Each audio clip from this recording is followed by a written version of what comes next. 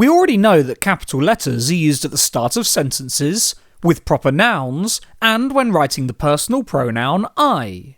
We also know that full stops are used at the end of sentences, but that they may be turned into commas when punctuating direct speech.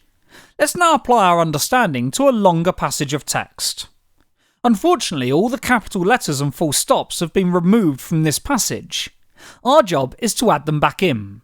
There are 10 capital letters, 2 full stops, and 1 mystery piece of punctuation to find. See if you can find them all.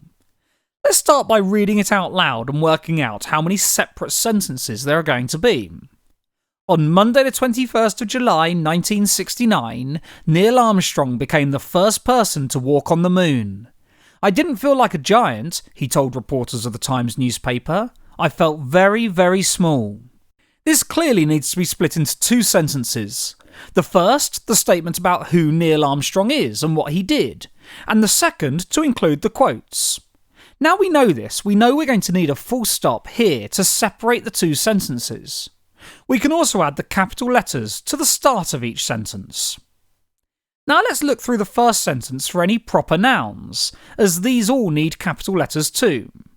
We'll need a capital M on Monday, a capital J on July, N on Neil, and A on Armstrong.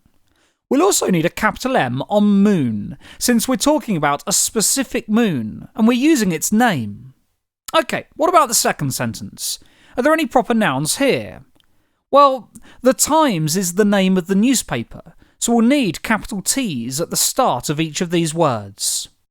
Now we've found the capitals for proper nouns, let's see if the personal pronoun I has been used.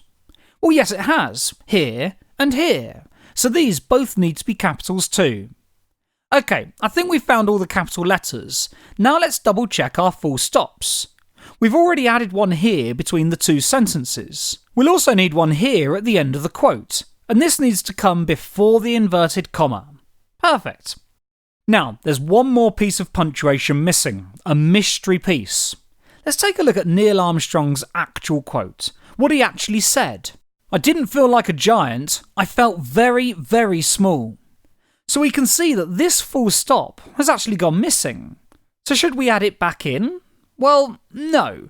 Because we've split the quote with details of who was speaking, we will use a comma instead, and we'll place it here, before the inverted comma. Brilliant! So we found all 10 capital letters, the 2 full stops, and the mystery punctuation, the comma within the speech. So remember, capital letters go at the start of sentences, at the beginning of words that make up proper nouns, and they're used when writing the personal pronoun I.